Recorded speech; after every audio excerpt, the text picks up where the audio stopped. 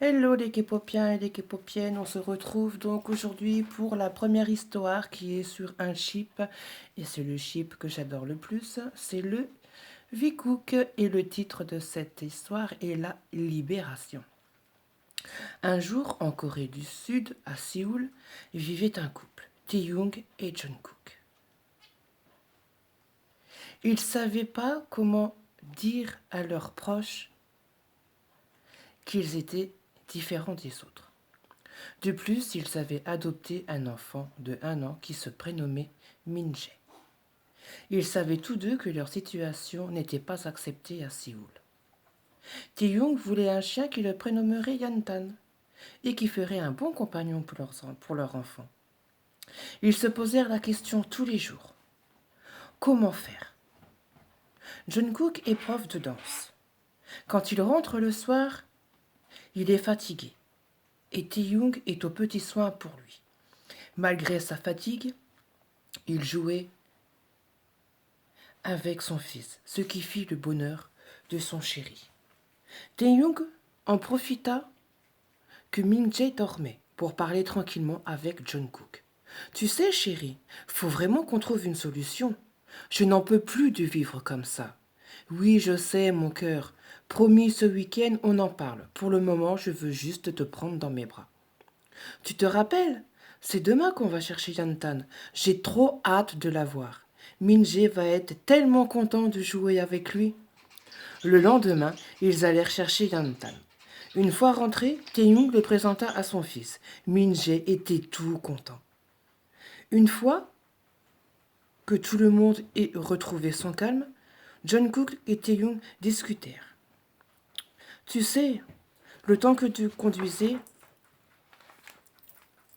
j'ai fait des recherches sur Internet et j'ai trouvé un groupe et les gens sont comme nous dans notre situation. Ils se retrouvent tous dans le parc Jimin pour se faire entendre.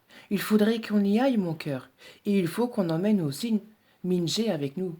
Ok, on ira, promis mon bébé. Le week-end suivant arriva. Ils allèrent donc au parc Jimin avec leur fils. Il y avait beaucoup de monde comme eux. Comme leur situation n'était pas acceptée à Séoul, les journalistes étaient là, bien sûr. Le président du groupe prit la parole. Les journalistes filmaient tout et tout le monde. Ce reportage passerait le lendemain. Le lendemain, à 13 heures, ils regardèrent la télévision pour le reportage. Tu crois qu'on sera entendu? Je sais pas, mon cœur. Dans l'après-midi, Jungkook alla jardiner. Et là, il sentit des regards partout sur lui. Il appela Tae-young. Regarde comment il me regarde. Et là, un vrai débat commença. Pour conclure ce débat, Tae-young dit on est des êtres humains comme tout le monde, sauf qu'on est différents.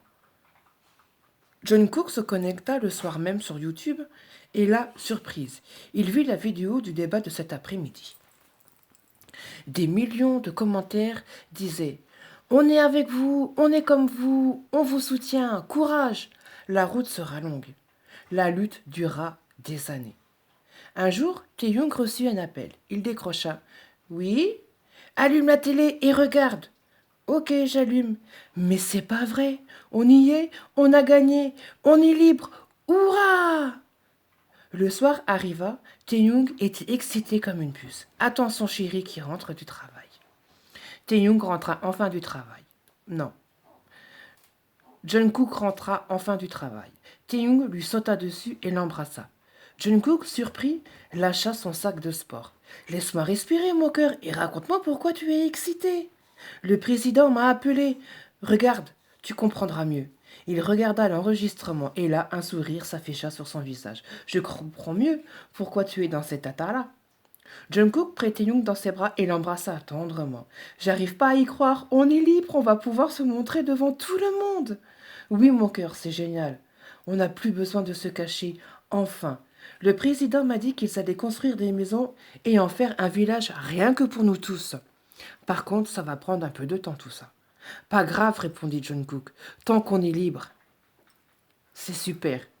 2 ans passèrent. Ils allèrent enfin tous se réunir sans se cacher. Par la même occasion, Jungkook et Tae-young décidèrent d'agrandir la famille en adoptant une sœur pour Munjé. C'est le moment idéal pour recommencer une nouvelle vie. Voilà, c'est la fin de cette histoire. J'espère qu'elle vous aura plu. N'hésitez pas à me laisser en commentaire vos impressions, si ça vous a plu ou si ça vous a pas plu. Si ça vous a pas plu, dites-moi qu'est-ce que je dois rajouter pour que l'histoire soit peut-être plus réelle ou mieux. Sinon, je vous dis à très très bientôt pour une nouvelle histoire. Bientôt, bientôt.